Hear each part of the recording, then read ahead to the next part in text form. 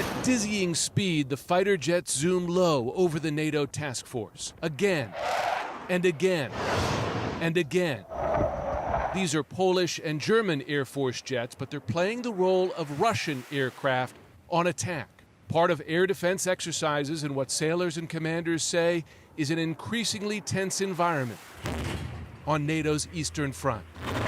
Flying, sailing, readying for any and all combat scenarios. These exercises are taking place in the Baltic Sea within striking distance of the Russian enclave of Kaliningrad.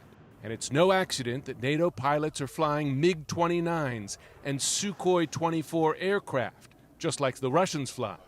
This German frigate, Mecklenburg-Vorpommern, is the flagship of NATO's Very High Readiness Task Force, a designation the task force commanding officer says they take seriously. We are training and exercising right now, but when it's required, we can really do every mission from maritime security operations to deterrence, to defend the alliance whenever it is required in a very short moment.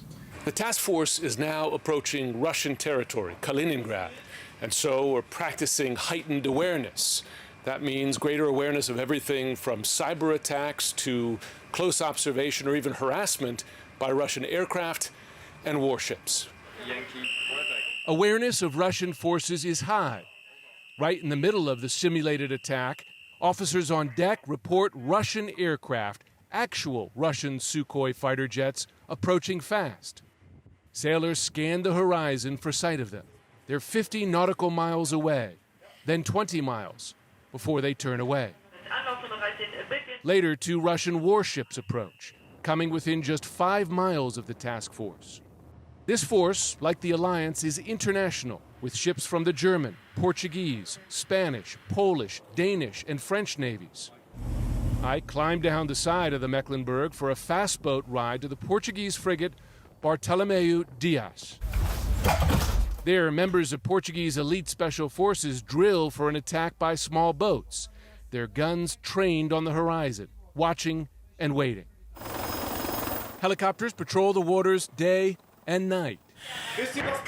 These are exercises, but soldiers and sailors make clear they are training and readying for the real thing.